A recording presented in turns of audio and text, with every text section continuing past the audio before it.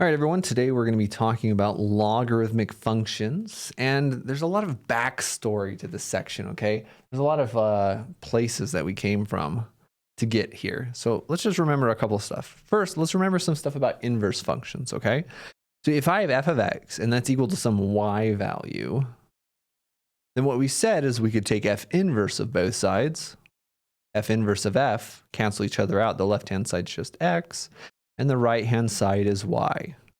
So f of x equals y, x is equal to f inverse of y. And that's how we're going to start today, going between these two different forms.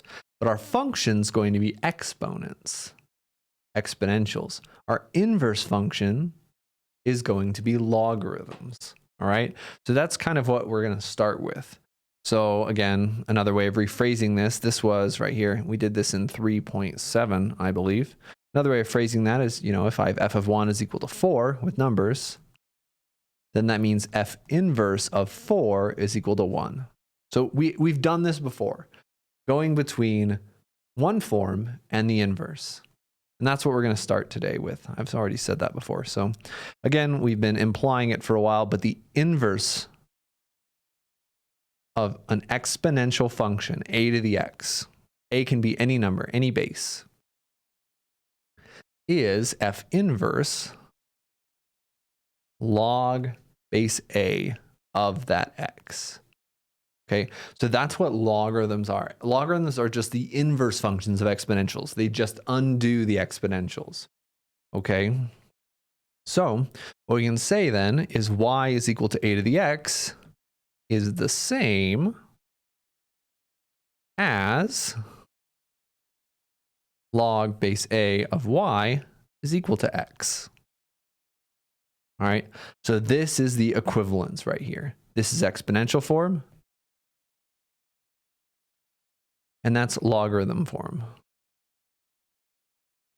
And again, it's the same thing we've been doing before, just with new notation, right? If f of x is equal to a of x, then f inverse of x is log base a, then these are equivalent, just like we had up here. So let's do some problems and see this.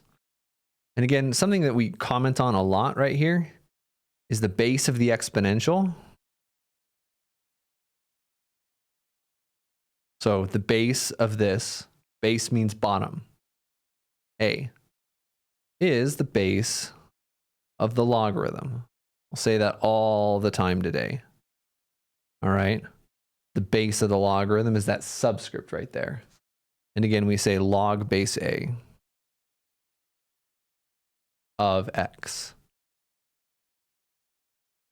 All right, so just a bunch of notation, a bunch of introductory logarithm things, but now we're actually going to convert between the two different forms. Okay, let's start with example 1. Okay, express an exponential form. We're just going to use the definition and go back and forth. Part A is going to be log base 4 of q is equal to m. And again, you see logarithms, you think, oh man, I don't even know what logarithms are. What are logarithms? How do I do this? Logarithms are just the inverse of an exponential. And we can easily, completely with one step, run away from logarithms forever. Well, for this problem, not forever. So the base of the logarithm is 4. That's going to become the base of our exponential. So 4 to the something is equal to something else. All right. And if it's a to the x is going to be that right-hand side.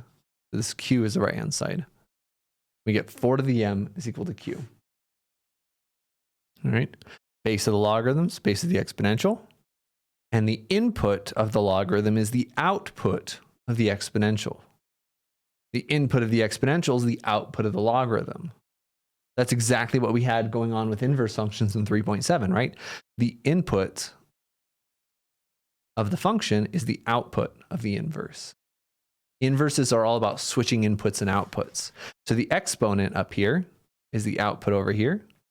The inside of the logarithm is the output over there. And this is just our answer. No more logarithms. With one magic step, logarithms are gone. Okay? So we can do a couple more of these. Part B is log base 16 of y is equal to x. We do the same thing. Base of the logarithms, base of the exponential. Input is now our output, and output is now our input. 16 to the x equals y. That's the equivalent exponential form. These two equations mean exactly the same thing. Exactly the same thing. All right. Part C. We could do this all day. Log base y of 137 is equal to x. Base of the logarithm is the base of the exponential. Our input is going to be the old output. And our old output, sorry, the old input is our new output. Just keep doing this all day. One more. So we haven't exactly talked about this, the natural log ln. We haven't talked about this yet. That's going to be a future video, but there is one in this chunk of homework problems, and I wanted to include it in the same video. So again, the natural log of v is the same as log base e of v. That's Euler's number right there. We'll talk about that later. But there is one, so I just thought I'd mention it. So we have log base e of v is equal to t. The base of the logarithm is the base of the exponential. The output becomes the input, and the input becomes the output. That's inverse functions. And this is the equivalent exponential form of what we started with. Okay? So we can go backwards. Example 2. Write in logarithmic form. Part A, if I have 4 to the x is equal to y, we can write that with a logarithm. The base of the exponential is the base of the logarithm. So we know we have log base 4. The input, x, is now our output. And the output, y, is now our input.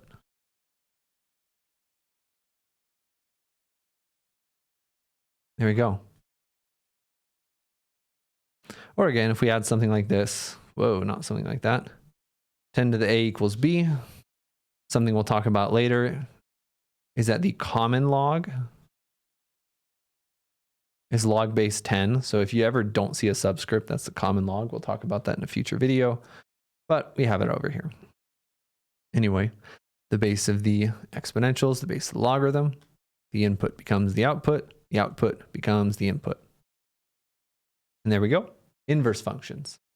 Switching x's, switching y's, and we are good to go. All right.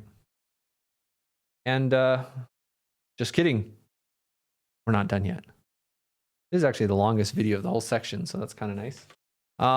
We have one more example to do, and it's very similar to what we've been doing before, but it's kind of cool. Example 3. We have a little bit more foreshadowing going for you. Solve for x by converting to log form. To exponential form. Okay, let me ask the right question. All right, what do we got here? Part A. Log base 3 of x equals 2. This is section 6.3. All right, we are going to do this right here, though, is actually 6.6. We are going 3 sections into the future, but you have the power to do it right now, okay? All we're going to do is convert this to exponential form. Then what do we have? The base of the logarithms, base of the exponent. The input becomes our output. The output becomes our input. All right. Well, solve for x now. I can solve for x now. That's easy. We already did. X is 3 squared. 3 squared is 9. Boom. Log base 3 of 9 is apparently 2. All right. We can do a bunch of these. Log base 5 of x is equal to 2. There's a lot of 2's in these example problems. Okay. Well, again, convert it. Base of the logarithm, base of the exponent. Input becomes output. Output becomes input. Oh, we're basically done. X is 5 squared. That's 25. Let's do one more. Remember your negatives. Be very careful. Log base 18 of x is equal to negative 2. All right. So 18 to the negative 2 is equal to x. And remember what negative exponents mean. If you forget what negative exponents mean, go ahead and use your calculator. If you type in 18 to the negative second, it'll tell you. This is a funky problem. Remember, this is 1 over 18 squared. Negative exponent means reciprocal, so that 18 moves to the bottom. We still have the 2. And I don't know what 18 squared is. I didn't realize I was going to need my calculator today. 324, obviously. All right, and that's our x value here. Just watch out for the negative exponent ones. Okay? And that's it. That's the first video. So, yeah, that's most of the section, actually. Good luck on the homework.